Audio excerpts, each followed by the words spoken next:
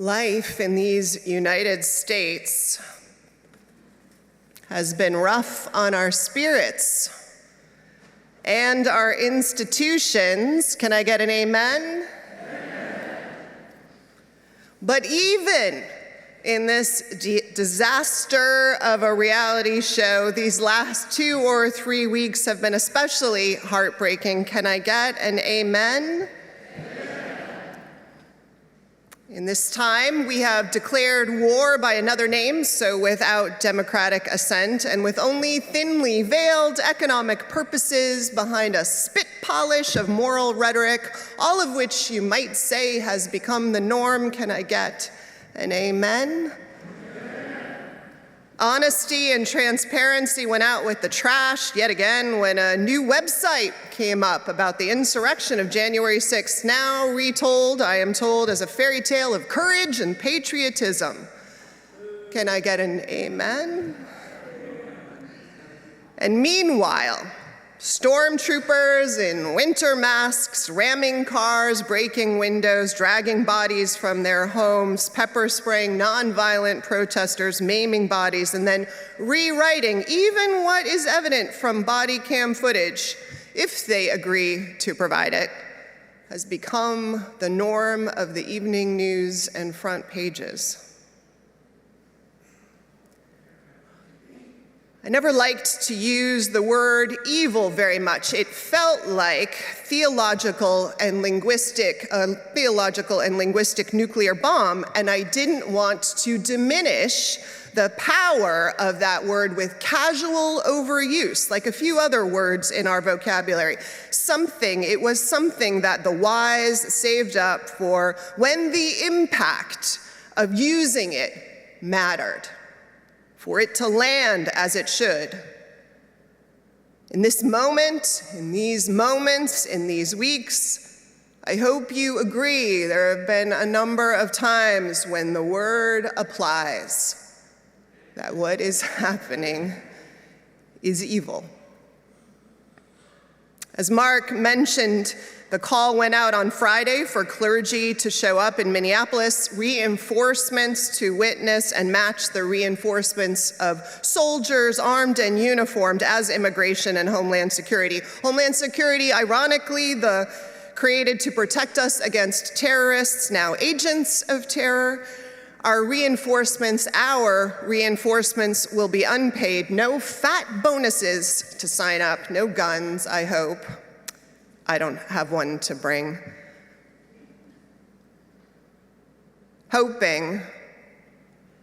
We go hoping to not, as Shakespeare once wrote, prick the conscience of a king, because we have no hope of that. But of the nation, for sure, of its moral majority in the largest, I hope and pray, sense of who we are among us. To wake up again to what our ancestors, some still alive, who walked through the civil rights movement, had to stand up and prick the conscience of a nation and wake us up to again and again, as we do again and again through our history. To this vision, my fellow brothers and sisters, and if not citizens of this nation, at least residents in it, to the story, as flawed and winding and sometimes painful it has been as it played itself out. This story that held us up to what our national symbols try to remind us, a place where the Statue of Liberty still stands, still with the words of Emma Lazarus, thank goodness, to welcome people to our harbors, and a Golden Gate welcomes others with all the promises. And yes, we believe in justice, but also mercy and a balance of powers. In this nation that risked long ago declaring its right to be free of the vagaries and abuses of unchecked monarchies, having lived too much under their thumb. And we have a sermon today planned to talk about leadership. Appropriate? Absolutely. And as a pastor, I just want to name maybe a little hard to focus some Sundays. So, I invite you to take a breath. Listen if you can. Zone out if you need to take care of yourself. Just promise maybe you'll go back and watch the recording.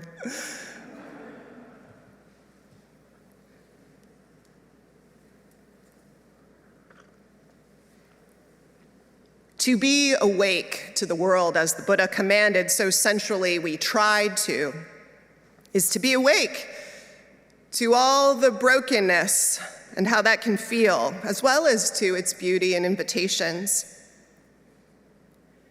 And to be awake then in some moments is potentially to feel overwhelmed by what we awake ourselves to.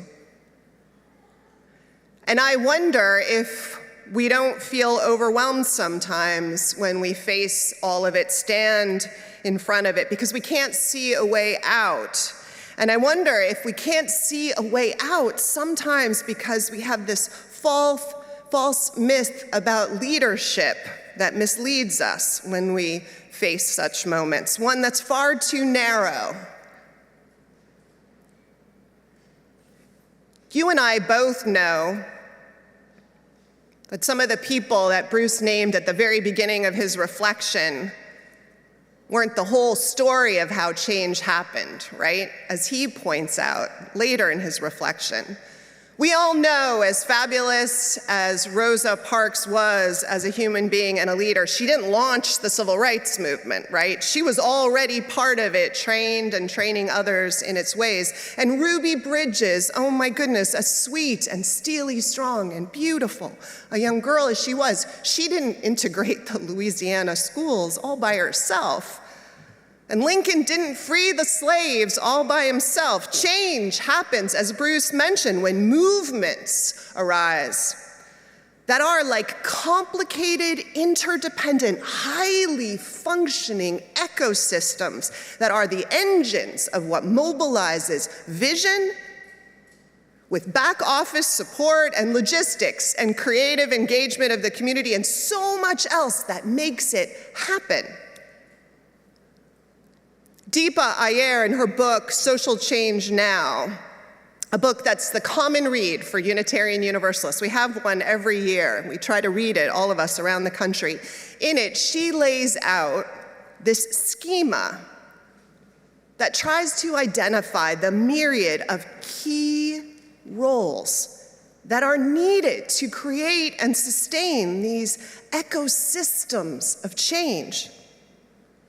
If you look in your order of worship, if you haven't already, you can see under sort of the events of the day, this image. It looks like a wheel with values in the center and then spokes coming out of it. It's reproduced with her express permission. She gives express permission in her book that you can reproduce it. And I want to walk through it, just touch on it quickly, so you can see the roles that she identifies as pieces of what an ecosystem of change is. And then I want to talk about why I'm walking through this. Some of those roles are obvious. You won't be surprised to see one listed as the visionary, right? Visionaries are these I have a dream vision casters, very appropriate to name on this particular weekend, and with the music and the celebrations we have of Martin Luther King Jr., who absolutely was one of them. You have a sense through history, we all do, of what they can do. They rally people to a literal picture often of what they're doing and why and how it all pulls together to a destiny and a destination that they keep us focused on. But look at the other roles. Did you think that each successful movement needs at least one storyteller? The person who weaves a narration of words, but also potentially of art or dance or music or social media posts to tell the story of the work as it's going on to the larger world that invites them to see and participate in it. Or what about the disruptors? We like those in Unitarian Universalism. Can I get an amen, right? They are often the ones who absolutely are not bystanders, let's be clear. They're out in front, speaking truth to power in ways that are challenging and that trigger change. You can think of Greta Thunberg. There are also the frontline responders. They are those often at the demonstrations calling the shots, directing volunteers in the middle of the crisis. They're like often ER attending physicians when something goes wrong in the city. Cool heads thinking in a crisis. I'm sure we'll meet some of them in Minneapolis next week. Often also at the front lines and close by, but less often named and very, very important, no less important, are the caretakers. Those are the people who tend to the well-being of everyone who's in the work, maybe offering a shoulder to cry, but also, have you ever wondered who fed all the people on the march to Selma? Who drove them to and from the various locations? Who made sure they had a place to sleep at night? And walked around checking in with people. This is a highly intuitive and relational and caring group of people. Another role, separate but related, are the healers. These are the folks who hold space for the larger hurt that often comes with people to the work. Maybe it's what draws them to the work. It can also be some of the hurt and trauma that is part of what people meet in the work. These are the people who look ways to find opportunities for accountability and repair. Think about that. Who work during and after to try and find ways to turn pain and grief wherever possible into wisdom and larger strength, like the alchemy of the work afterwards. Think of the Truth and Reconciliation Commission of South Africa, the healers. There are the builders. These are the folks who put actionable steps and spreadsheets and resource organizing behind the plans, or make the plans behind the visions. You might say these are the people who take the lofty visions that people dream up and actually put foundations under them. Related are the experimenters who think of new and novel solutions to problems, novel implementation, innovative ways to invite people to do the work that might have greater effect. There are the weavers in this work, people whose role it is to see the connections of ideas between movements and groups and constituency and facilitate conversations and build shared strategy and deepened coalitions in the work. Finally, there are the guides, those who take their knowledge and experience about any of this work and impart it to those just entering into the social change ecosystems of the world. People trying to find their place in it, or who found their place and need help knowing how to do that thing well. You can read more about each of these roles in Deepa's book. It's fantastic. And she has many, many questions for reflecting on each of the roles. But what I want you all to hear, if you haven't already, is all the different roles we can play in making change possible. And I hope you hear also the invitation, the possibility that we can alternate roles in our lives, play one at one time, choose to enter into another, see our gifts and possibilities actually more perfectly expressed in another. But in all of it, when we feel, if we ever do, find ourselves stuck in overwhelm, on the sidelines, wringing our hands, as a friend said to me this week right before she booked her ticket to Minneapolis. That when everything seems so huge, maybe this schema with all its invitations can help. That as Courtney said, and I hope you'll take away, leadership at its core, as she's come to believe in her work, actually as a guide, that would be one of those roles, and probably storyteller in your work, is to see that we have agency and then to decide how we want to express and take that agency seriously, choose our place. So maybe your place is storytelling in the form of a letter to the editor or a guerrilla art exhibit on lampposts in the city.